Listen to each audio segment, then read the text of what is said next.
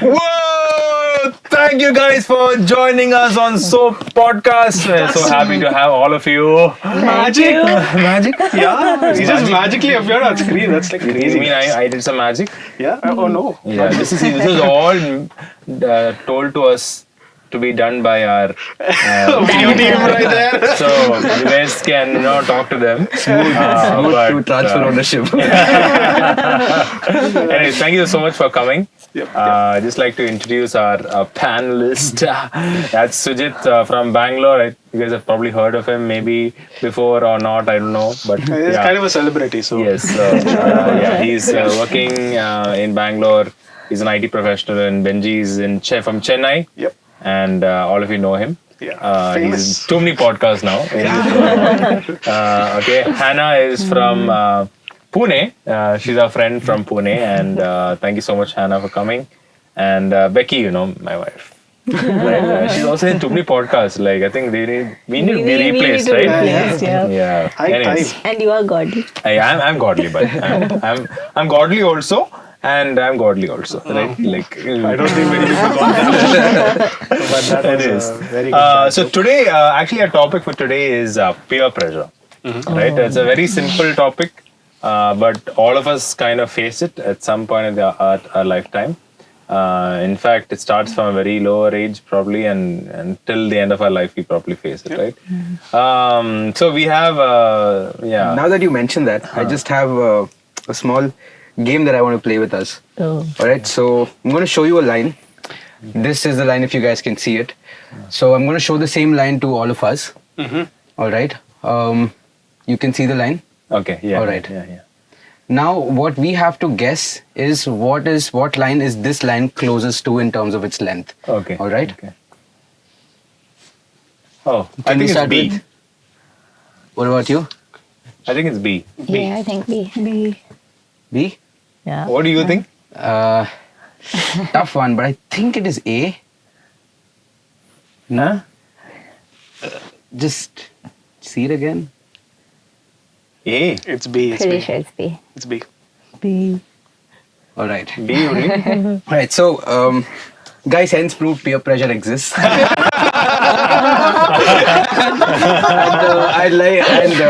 So for those who don't understand, please elaborate. Yeah, so the right answer was A. However, 3 of the 4 people sitting here were told to Give the tell wrong. B, and the one person, who was that one person, by the way? Me. And then she fell for peer pressure, and this is not staged at all. So, and this is not this is not an original experiment that I'm doing. This is an experiment that was done across different age cohorts for in a group of 8 people, where 7 were told to tell the wrong answer, and the one person that was sitting in the group I think about 97% of the time gave the wrong answer, just falling under peer pressure. Interesting. And so it can play It's a games very with our real mind. thing, guys. It's a very real thing. They changed it also, right? After that? Yeah. So I'll probably touch upon another aspect of the same experiment when we talk about good pressure. Yeah, okay. Because Yeah. I think it'll be a good segue. But Yeah. Anyways, so we're talking about peer pressure, and we already have proof. First of all, we should apologize to I seriously apologize. No, now I'm wondering if I was the last one to answer. Yeah, you were the last one to answer. We made sure we I answered immediately first. answered probably.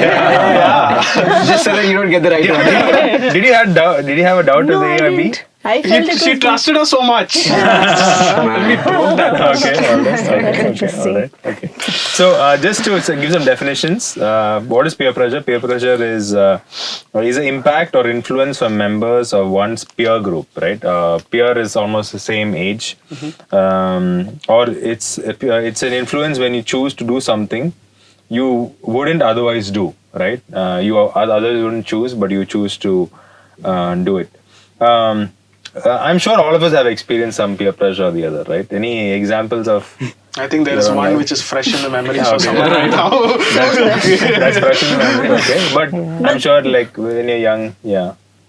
But this kind of pressure is different. The other kind of pressure is when Yeah, you're very you know conscious. certain things and then you're pushed against it. Yeah, and, yeah. This is a fun peer pressure. This is thankfully this was More like manipulation. this is manipulation. The other one is more like I had like growing up. I had friends who would ask me to do certain things. Either my parents or like generally we never did, and I used to say no. But what I respect from my friends was they'll tell me they're going to do this, but maybe before that they're going to hang out at a coffee shop. And they'll be like, you come have coffee with us, but after that we are going to do this, and you can go home. So at one point they stopped forcing me to come and like be part of what they were doing, but they still included me in like certain things that they that's knew so I was nice of okay them. with. So, but there was a lot of pressure into like at least 10 times I had to say no before they reached that place where they stopped asking me, are you coming with me? So that was nice. Yeah. Any other examples? Yeah, I was just thinking about how she had good friends compared to mine.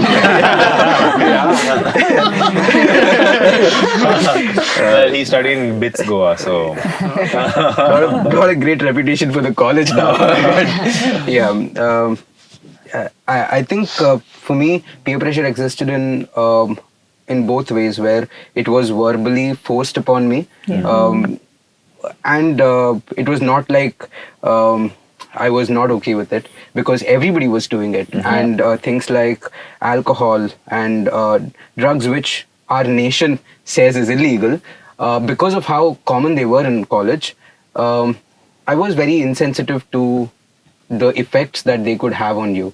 And if that's on one extreme, where there are wrong things that are happening, and we know that they're wrong, even the world identifies them being wrong, but people choose to do that, and that becomes normal for us even as Christians.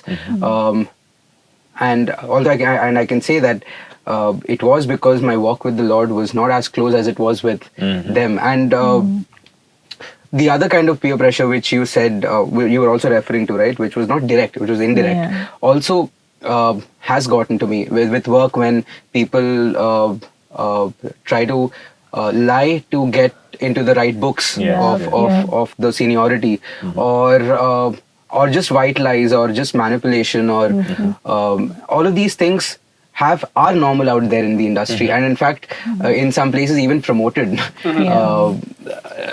to get to a better place, or promotion, a better salary. But as Christians, we just know they're wrong. But with time, I think if we're not in the right company or in the right relationship with the Lord, these things do become normal. And they have become normal in the past. For me. That's true. Yeah. Any examples, Hannah, Benji, you guys have anything that you experienced? I was thinking also with work, just coworkers, conversations that they would have that I wasn't comfortable with. But then it feels so like bad to also say something, or even to leave during the middle of a conversation. Like you'll know that they'll take it in a bad way. That was very common for me to be in those situations. And actually, experiences I faced also was more similar to that, because I was more shy and reserved more when I was a kid growing up in school, and I didn't want to offend people. Right? I didn't want to offend people. So in the guise of not offending them or not making them feel bad, I think I did make some compromises, and that's not okay. And I think that was the trap that I fell in. But then to realize, right, that that's not how it should be. So that was one side of it. And I think as I was growing up also, in college and all, I did have a lot of pressure, like to get to do things, and it was not easy. But God was gracious. He kept a good community around me to keep me accountable and all. So I couldn't fall into anything then. And but the pressure was real, meaning it went to the point where they would be like, I will give you anything for you to go and try this, to that extent, like it's crazy, right? So so I had that kind of thing also growing up. I think everyone has, right? All of us should have faced some peer pressure or the other, or we are not living in this world. So, so we all have faced some, even I have faced a lot of peer pressure from a lot of ways. Like I remember basketball itself. Like no one told us to swear when we were playing basketball, but that was the norm. Like everyone, you miss a shot or whatever, and you swore. Like and that became the normal for me. Game talk. Yeah, like it just is there, and so there are a lot of things that some you're forced upon, some no one forces upon you, right? What do you think? What age do you think peer pressure starts? Because we often talk about this topic around the adolescence age, right? Like in camps, we talk about this is something that we need to tell about to teens, right? But what age do you think peer pressure starts? The age of 6, 7 maybe. 6, okay. I'm I expecting think very young. even way before. Yeah, I think very anytime young. they get into a community, there will be peer pressure, right? Okay. Like with toys, Yes. like this person has this, so I also want to have this. Yeah. Like we kind of see that with art, like I'd like to have this because that person has this. And you're like, okay. So, yeah. I don't think there's an age limit for that. I remember coming back from school and asking for, looking around what friends had, and then from like at different ages, I asked for different things until I got independent. Now I spend on different things, depending on what's around. But it's God's grace that He's brought about a transformation in that because of the way my company has changed over time. But it is very real. Our desires are. There's a very famous quote that says, "Show me 5 of your friends, and I'll tell you who you are." Yes, And that's very true of true. us at any age. Yeah. In fact, there's a verse that says, "No bad company corrupts Spoils good character, morals." Yeah. So it's very interesting that this is a real thing for us, right? But is there anything as good? We talked about a lot of bad influences, right? But is there anything as good peer pressure? What do you guys think? Well, I think there is. Like a good example that I was remembering is when we were in 10th and doing our board exams, how like I was an average student. So our principal, who was also a math teacher, she before the study break broke, she called a couple of us and she's like, if you guys want, you can come to the school. The school is open to have you guys sit in one of the classrooms, do question papers. If you have any doubts, you can ask your teachers. And so a bunch of us, there were smart students who were willing to come to help us. So mix of, good and average came together. And in that group, there was one person who was like, who everybody thought, the whole school vouched that this person is never going to pass. And the teachers are like, next model, you don't perform, you're not getting your hall ticket. And to see the 3 months that we studied together had such a transformation. This person passed, and in the 12th, he was one of the toppers. Wow. Right? That's So crazy. you can imagine What an underdog story. it Sounds like my brother. Really? was like good. I think all the years that he was being put down that you're not going to succeed kind of was a label maybe in that person's head. And then suddenly when few people decided, we're going to invest and all of us study together, let's do it together, made so much of a difference. So I think walking alongside people who are struggling in life and who are labeled by the society, and you see something like that and you intentionally work against that, they'll have that self-confidence or self-esteem to come out of it and do better. So even I have something similar to that. Okay, it's actually crazy because even for me in the 10th standard, in my school they used to break the classes based on your how good you are academically. So the poor students would be in one class, the average students would be in one class, and you have the toppers. So at 9th itself, so I was not a topper. Obviously, I was somewhat average, but the teachers somehow found grace to put me in the toppers class, right? And throughout the year, I used to be in the bottom of that toppers class because on average, everyone used to score 85s and 90s, and here you're sitting scoring 70s and 75s, right? So it was very interesting, right? So throughout the year, there are like a bunch of us who fight for the last 3 ranks. When the rest of the class is fighting for the top 3 ranks. It's about how, because our teachers also used to like do one thing where if you're the last rank, they'll make you sit in the first bench. Which was like, so the 3 people who take the lowest rank, they go and sit in the first. The 3 people go to the front bench. So it was like a friendly competition in some sense. And at that time, I was wondering, why was I in that class? But the thing is, I was in an environment where everyone was taking studies so seriously, and that in turn pushed me to take my studies even more seriously.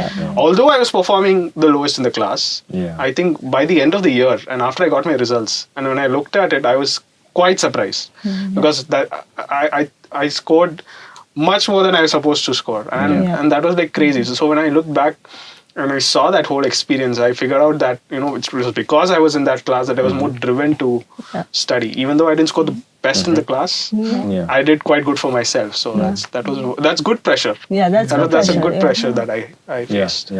So there is good peer pressure, right? And there is also neutral peer pressure where like hairstyles or it's not bad, like or in this sport, like since my friends are all playing this sport, like I want to play this sport. It's not good or bad, or you cannot say it's good or bad. So there are good peer pressure, and I think it's very important for us to kind of realize how we are getting influenced, right? In midst of all this, I think it's very important for us to know that we are being influenced every time. Whether even social media, right? It's influencing us today a lot, right?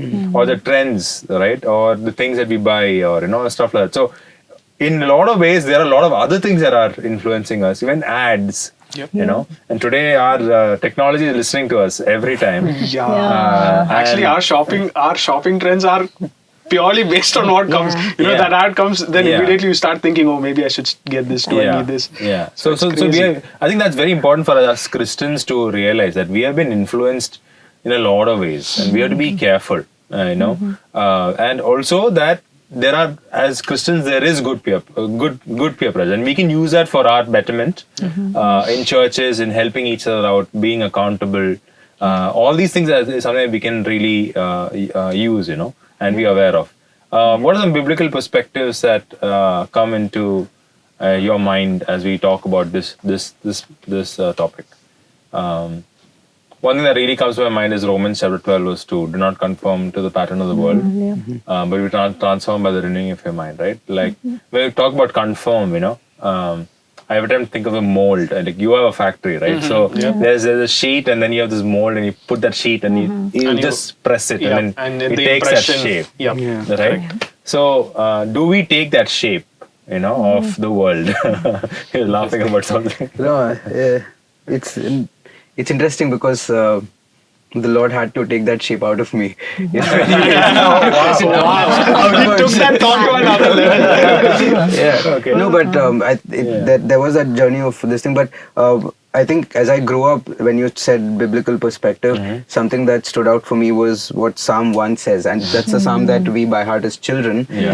But it only grows in its application and what it really means to us, and it's still growing on me. But the way it reads, "Blessed is the person who does not walk in the counsel of the wicked," and I think we have a lot of examples in the Bible about counsel of the wicked, right? And nor stands in the path of sinners, nor sits in the seat of scoffers, and we know. That even we are scoffers sometimes when we're at work, when we're gossiping about somebody and all. But these verses are becoming a reality to me. And then the but that comes after, which says, but his delight is in the law of the Lord. It starts with the Lord. Doesn't talk about any company. It starts with the Lord, and then it moves on to company of the righteous and so on and so forth. But delighting in his law is something that that will transform us, and take us away from it. So basically going the opposite way, kind of. It's not just the undoing of the company, but it's also pursuing of the righteousness that's set before us. That will really bring in the right kind of pressure. I think it ties back to the confirming part, where your identity is in Christ, and that's not going to change, right? So once that is kind of fixed and your foundation is right, then like you said, it'll just transform from there.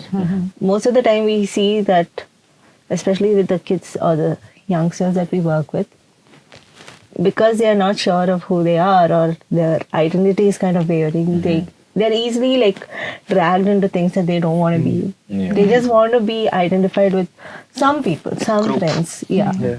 So then it just, it's like the beginning of like downfall for some. And yeah. Because that's how they'll find their value is people accepting them, right? Acceptance is like one of the biggest things everyone wants.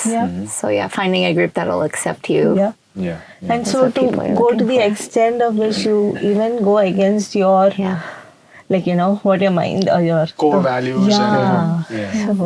So I think that's one other thing, right? Like the Bible has given us how we ought to live, right? It's given us the basic guidelines, right? Or it's the Bible is the mirror almost, to say, right? And if we know what the word says or the mirror, you know, says, then it's easier to not conform. At least we know that, right? Many times people are ignorant, like people do not know. So that comes, you know, he's like a tree planted by the streams of water. Oh, streams of water! Subscribe! Subscribe! Wow, what a transition! Crazy. Transition 5 and counting, no? So he's like a. So he's You like should make a T-shirt like that. Wow.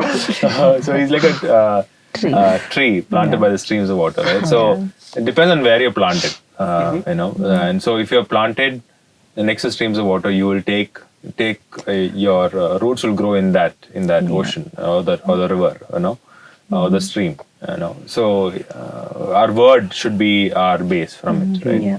So that's often very, very important. Any other biblical thoughts or ideas when it comes to this you have in mind?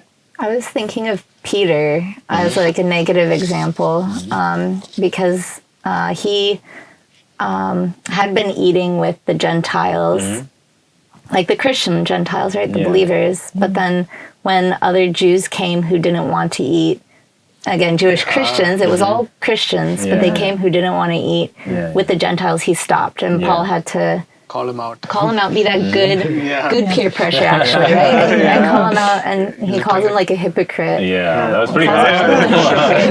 But he gave in to that pressure. Even Peter, right, who like was so high, like disciple of the Lord, but he fell to the Christian peer pressure. So it's not just of the world only. It can happen inside the church where you get bad peer pressure from inside the church to gossip or leave people out. Things like that. And I think that is also something that we also, what do you say, we just give into it, right? And that becomes almost a culture of the church almost. To tolerate it, it's like a sin we tolerate. Sorry? It's like a sin that we tolerate. Sin we tolerate, It's something that we just say, okay, this is the normal, right? Since Peter did it, I think a lot of others would have followed him, right? And then Paul had to come and call him out, right? And I think that's something that we all have to be aware of, right? Like if, like, you know, you did this experiment, right? And all of us did, and maybe Becky followed us, right? Like, but that's true, right? And many times in church, if you're the only person who might say, hey, this is not right, you might not be the best person around there. Like people might not like you. But I think we have to call out what is wrong or what is tradition. We have to sometimes break that, you know, mold in some ways, you know, and check biblically if it's right, right? Because I think many times that's often the problem, you know, that we are giving into this peer pressure in our own churches, you know, and that becomes a culture of the church almost to say, I think there's a good litmus test to that would be, and the Bible tells us that, right? That we have to test everything with the scriptures, right? So if we do have a doubt about anything, we always have the scriptures to go back to. So one is that, and two, especially in the context of friendship, there's a clear instruction on spurring each other on. If I'm not feeling if I don't feel that somebody's kicking me and telling me to charge towards righteousness, maybe I'm not in the right company. Because that's what Paul did to Peter. And spurring on a horse is not that easy. It hurts the horse, but it gives it a right direction to run in. So maybe that's a very good litmus test for us to know whether we're in the right company or not. And it says like what you said, right? It said spur each other, but it doesn't stop there. It says spur towards righteousness. Right? So there is a direction also given to us in how we have to walk. I mean the Bible has a lot of examples and that's there, right? Another thing that I was thinking is even the Lord does not want us to be away from the world also, right? So He's placed us in the world, right? I remember John chapter 17 verse 15. Can someone read it? John 17 and verse 15. I think I may have it. I got You it. have it, John 17:15. I do not pray that you should take them out of the world, but that you should keep them from the evil one. So this is a high priestly prayer, Jesus praying, right? And we just, in fact, in our church, we just finished talking about it. And for me, every time it fascinated me that Jesus does not say, let's take the disciples out of the world, right? He says, I do not pray that you should take them out of the world, but keep them away from evil, right? And so He wants us to be part of the world, right? And He doesn't want to be isolated also, right? But one of my mentors said this, He is not isolated us from the world, but He wants us to be insulated, right? So we have to be very careful. We have to be, the easiest thing is sometimes because of peer pressure, we can also stay away from the world fully, right? And that's sometimes that's the easiest thing to do, right? You have your own bubble of Christian friends and you don't want to mingle with anyone, right? And then you don't have any other friends, right? But you have to be in the world. You have to be in the world, and making sure you're not influenced by them. So for me, this verse really allows me to remind myself that the Lord wants you to be in the world, right? But you should not allow them to influence you, especially in the things that is not according to the word. So this ties with Daniel's experience, right? Like he was taken out from Israel into Babylon, and generally that's with our experience. Like from home, we go to colleges, we literally no one there to watch us. We can do whatever we want. But Daniel and the three of his friends decided not to indulge in the fancy things of what Babylon was offering. And we see how God honored them also. The king found them to be 10 times better than the others. And their counsel was good for the king also, right? At many points, the king made wise decisions because of Daniel's counsel. So that also is like a reflection of what you just said. And so as we or college students or you're outside, nobody is going to watch you. To be a Daniel or wherever you are. I think Paul also says in one of the epistles to one of the church, not really in my presence, but also in my absence. And it's very easy to when people are around us, we can be very churchy types. And that's what integrity is, right? To do the right thing when there was no one looking. No one looking. So there's a lot of things that we can talk about from the word, but I think we have to be really careful as we live in this world, right? Not to get influenced by peer pressure. You want to say? I just wanted to add one thing on being in the world but not of the world, and how does that look like for a Christian who is growing? Because as young men, there's a lot of truth in the Bible that we do not know of yet, and thus in certain situations, situations might be more tempting than the other situations where I know the truth and I know what I have to stand for.